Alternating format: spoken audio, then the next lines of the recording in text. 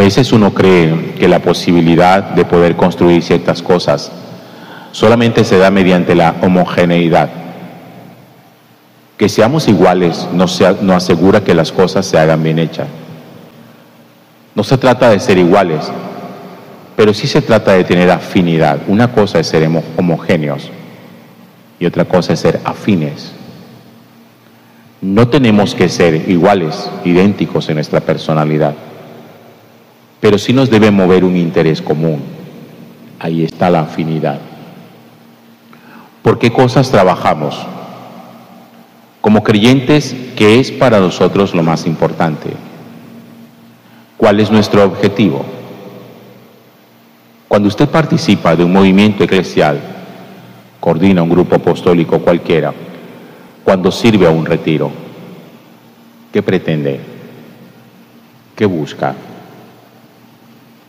Los servicios dentro de la iglesia y la evangelización y los llamados que el Señor hace, no los hace para ocupar el tiempo, como que estoy desocupado, no tengo nada que hacer, aquí estoy para que me pongan a hacer algo, ocúpenme.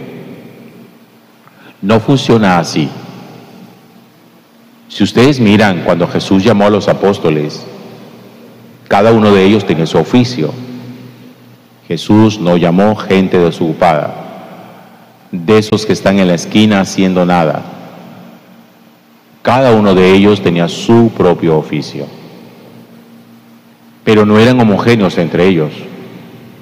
Los oficios eran distintos, su personalidad es distinta, su carácter es distinto, su forma de ser es distinto. El grupo de los apóstoles, siendo 12, era heterogéneo, pero tenían afinidad. Y en el camino aprendieron que el objetivo de su afinidad era uno solo: predicar el Evangelio para construir el reino de Dios. Pero predicar el Evangelio. Y que la fidelidad de ellos era una fidelidad a Cristo, enseñando lo que Cristo había enseñado y siendo fiel sin cambiar ni una sola letra a las enseñanzas de Jesús. Nosotros a los apóstoles los tenemos referenciados en la Sagrada Escritura, unos más que otros. De algunos conocemos varios detalles por los textos del Evangelio, otros menos detalles y algunas cosas que se fueron filtrando poco a poco a través de la tradición y la historia, donde nos fueron dando características de algunos de ellos y incluso nos llegaron a contar por otros escritos fuera de la Sagrada Escritura cómo fue que vivieron, dónde predicaron y cómo fue que murieron. Conocemos detalles de la personalidad de Pedro, conocemos detalles de la personalidad de Santiago y Juan, que eran hermanos, de Felipe, de Judas el Iscariote, de Mateo, de Tomás. Incluso conocemos los oficios de ellos, porque la Sagrada Escritura nos muestra dónde estaban o qué estaban haciendo cuando Jesús los llamó. De Tomás, del que nosotros normalmente lo único que conocemos, o por lo menos lo único que recordamos, es este texto de hoy del Evangelio de San Juan, que se muestra como un hombre incrédulo, pragmático, de esos que necesita siempre la evidencia para poder confesar algo, para poder creer en algo. Siempre lo referenciamos con aquel episodio que narra el Evangelio hoy de San Juan, que cuando en la primera aparición a los apóstoles, Tomás no estaba con ellos y los apóstoles le cuentan que han visto a Jesús resucitado, la respuesta de él es: yo necesito también verlo, si no lo toco, si no meto mi mano en su costado, si no meto los dedos en sus llagas, no lo voy a creer. Y finalmente, cuando a los 8 días Jesús vuelve a aparecerse, ya está Tomás ahí, y lo llama, le dice: ven, no seas incrédulo sino creyente, aquí están mis manos, aquí está mi costado, tócame, mete tu mano en mi costado para que te des cuenta que soy yo. Pero de Tomás hay algunas otras cosas que también nos narra a nosotros el Evangelio.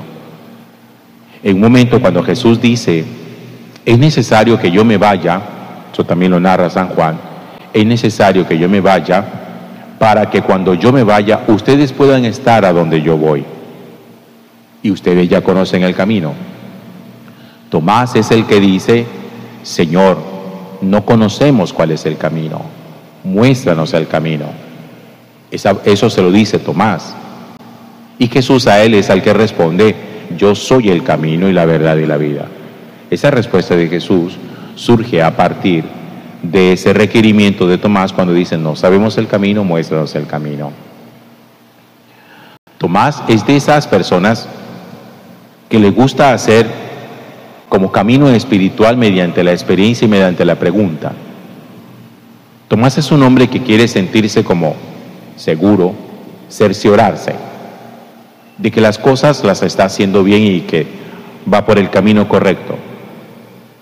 No da por hecho conocer el camino. Pregunta cuál es el camino. No da por hecho que Jesús está resucitado. Quiere tener la experiencia de Jesús resucitado. Lo de Tomás no es simplemente duda. Lo de Tomás es otra cosa distinta a la duda. Lo de Tomás es un asunto como que quiero aprender. Quiero tener la seguridad de que estoy haciendo las cosas correctamente, de que no me estoy equivocando.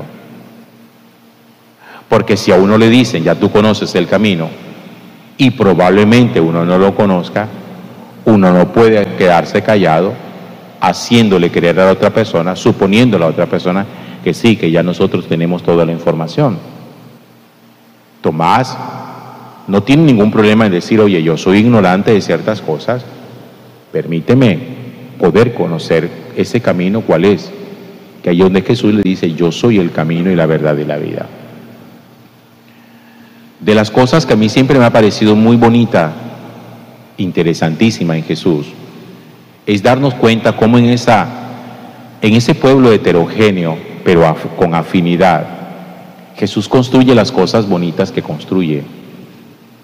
La personalidad y el carácter que cada uno de ustedes tiene, que no puede convertirse como en un obstáculo para la obra de Dios. No puede convertirse también en una excusa para decir: no, es que yo no sirvo porque yo tengo estas características.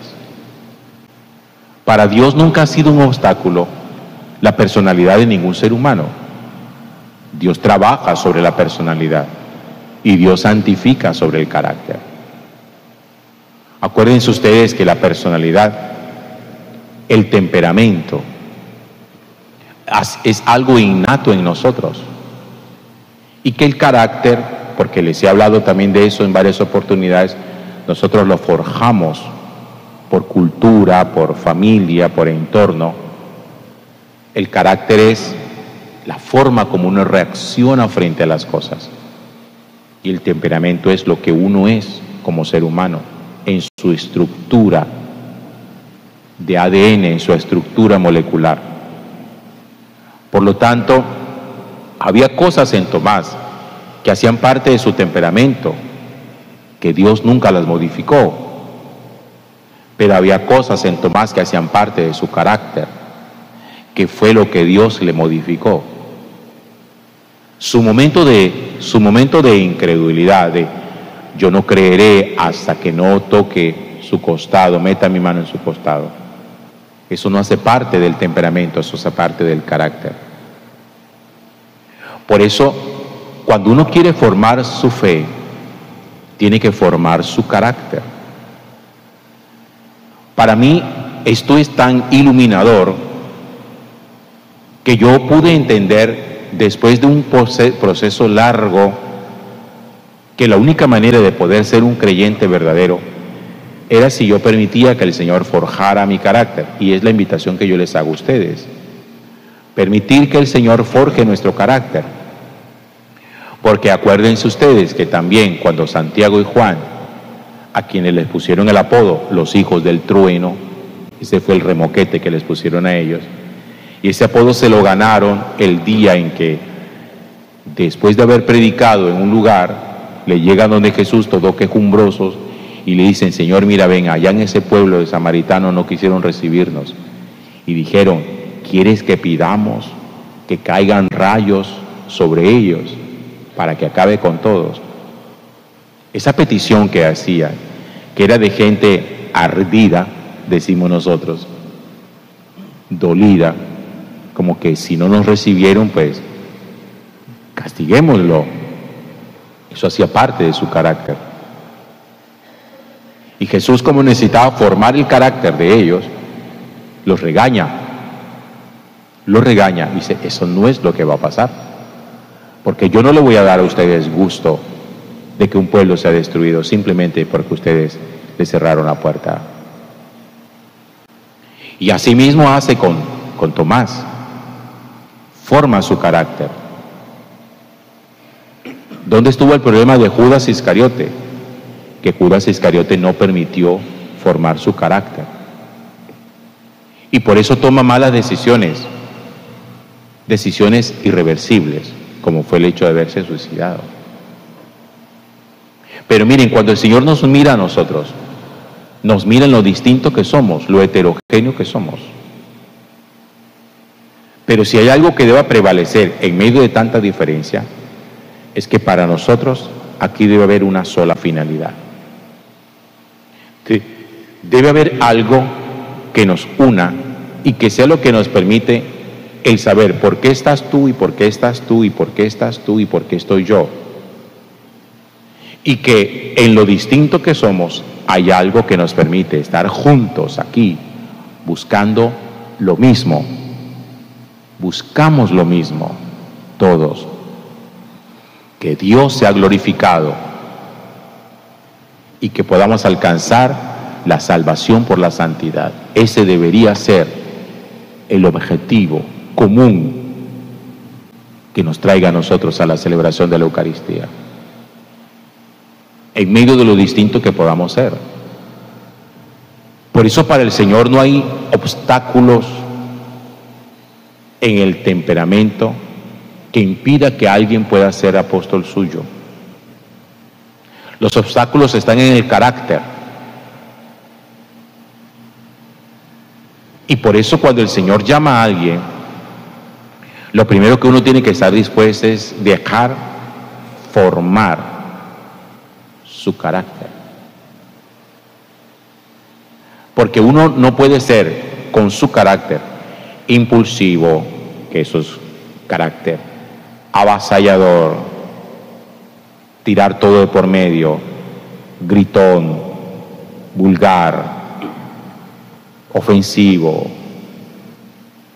llorón, quejumbroso,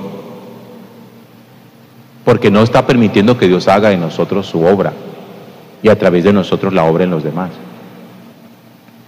Ustedes se imaginan una persona que a toda hora quiere servirle al Señor, pero y por todo llora y por todo se queja. Todos los días se levanta siempre quejándose y maldiciendo y que no le gusta esto y que no le gusta lo otro. Y viene y cierra los ojos muy piadoso, pero sale es a maldecir. ¿Ustedes creen que así puede hacerse la obra de Dios? Así no se hace la obra de Dios. Una persona puede ser en su temperamento melancólico, eso hace parte del temperamento. Pero llorón no, porque eso hace parte del carácter. Y una persona puede ser en su temperamento sanguíneo, pero dejarse llevar por la ira no, porque dejarse llevar por la ira eso hace parte del carácter. Y el reto que nosotros tenemos es enorme, porque es permitir que Dios le dé forma a nuestra personalidad para poder trabajar por Él. Pero primero que Él nos trabaje a nosotros. Y yo insisto sobre esto para que lo tengamos siempre en cuenta. Cuando uno confía en el Señor y ama al Señor, se deja trabajar por el Señor. Y uno no anda por allí ni maldiciendo, ni gritando, ni empujando, ni haciendo daño, ni pateando, ni vulgarizando. Porque Dios trabaja sobre eso. Así como el Señor le trabajó a cada uno de los apóstoles en particular. La relación de Dios con los apóstoles fue distinta. Dios los amaba a todos, pero su relación con cada uno fue diferente. Y eso es un gran reto para nosotros. Aprender a amar a todos en el trato diferente, a partir de lo que cada uno es y de lo que cada uno necesita. Como cuando una mamá tiene 3 o 4 hijos y uno de ellos se enferma. Ama a los 4, pero el trato que tiene con el enfermo es distinto al trato que tiene con los que están sanos.